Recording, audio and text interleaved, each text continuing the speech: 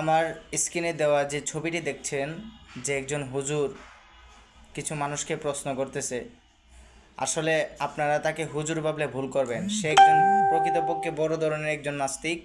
সে নাস্তিকতা প্রচার করে আর মুসলমানদেরকে ধোঁকা দেয়। পরে পরে প্রথমেই ইসলাম ধর্মের ব্যাপারে কিছু লজিক কথা বলে, তারপরে যারা ইসলাম সম্পর্কে জ্ঞান কম তাদেরকে সহজেই পাকড়াও করে নেয়। অথচ দেখা যায় তারা কোনো আলেমের সাথে বসে না। তারা কাদের সাথে বসে? তারা সাধারণ মানুষদের সাথে বসে তাদের ঈমান চুরি করে নেয়, তাদেরকে নাস্তিক বানিয়ে দেয়। তো আল্লাহ তাআলা আমাদেরকে এই ধরনের নাস্তিক মানুষ থেকে হেফাজত রাখুন এবং তাকে চিনে রাখুন। যেখানে দেখবেন তার থেকে দূরে থাকবেন। আর যদি আপনাকে কোনো বিভ্রান্তিমূলক প্রশ্ন করে, তাহলে বলবেন যে দেখেন, আমরা সাধারণ মুসলমান, আপনি আলেমদের সাথে বসেন, যারা ধর্মের পণ্ডিত আছে তাদের সাথে বসেন।